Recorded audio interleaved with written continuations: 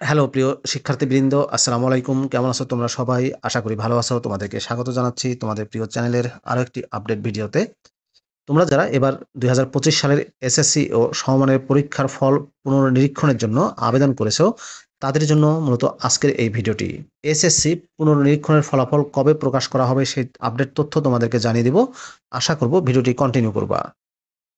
বাংলাদেশের জনপ্রিয় অনলাইন শিক্ষা বিষয়ক পত্রিকা দ্য ডেইলি ক্যাম্পাস একটি আপডেট তথ্য প্রকাশ করেছে এসএসসির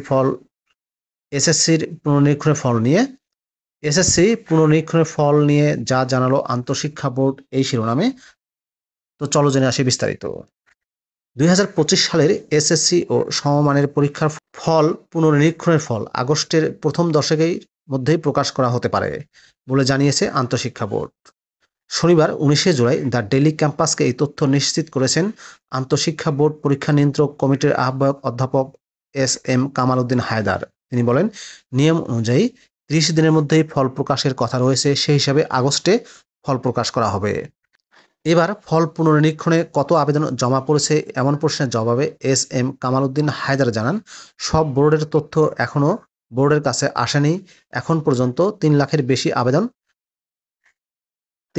বেশি আবেদনের তথ্য রয়েছে।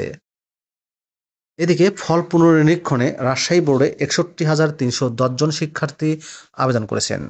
রাজশাহী বোর্ডের চেয়ারম্যান অধ্যাপক আ.ন.ম মোবাক্খারুল ইসলাম দ্য ডেইলি ক্যাম্পাসকে বলেন, এবার রাজশাহী বোর্ডে ফল পুনর্নিরীক্ষণে আবেদন করেছেন ৬১,৩১০ জন শিক্ষার্থী। ফল প্রকাশ ও পরবর্তী কার্যক্রম নিয়ে আমরা আগামীকাল মিটিংয়ে বসব। অন্যদিকে ঢাকা শিক্ষা বোর্ডের chairman professor doctor Khondokar Ehsanul কবিরের কাছে জানতে চাইলে তিনি বোর্ডের ফল পুনর্নিরীক্ষণের আবেদন সম্পর্কে দ্য ডেইলি ক্যাম্পাসকে বলেন, ঢাকা বোর্ডের আবেদন কত পড়েছে এখনও হিসাব করা হয়নি। বৃহস্পতিবার বিকেলে আবেদন শেষ হয়েছে, আগামীকাল রবিবার বিকালে জানাতে পারব। গত বৃহস্পতিবার বিকেল ৫টায় শেষ হয়েছে ফল পুনর্নিরীক্ষণের আবেদন কার্যক্রম, যা শুরু হয়েছিল ১১ই জুলাই। ফলাফল নিয়ে অসন্তুষ্ট শিক্ষার্থীরা টেলিটকের মোবাইল অপারেটরের মাধ্যমে খাতা পুনর্নিরীক্ষণের আবেদন করার সুযোগ পেয়েছে।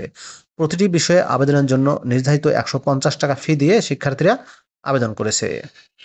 বোর্ডের দেওয়া তথ্য মতে ফল প্রকাশের দিন থেকেই ৩০ দিনের মধ্যে পুনর্নিরীক্ষণের ফলাফল প্রকাশ করা হয়। সেই হিসাবে আগস্টের প্রথম দশকের মধ্যেই পুনর্নিরীক্ষণের ফল প্রকাশের সম্ভাবনা রয়েছে।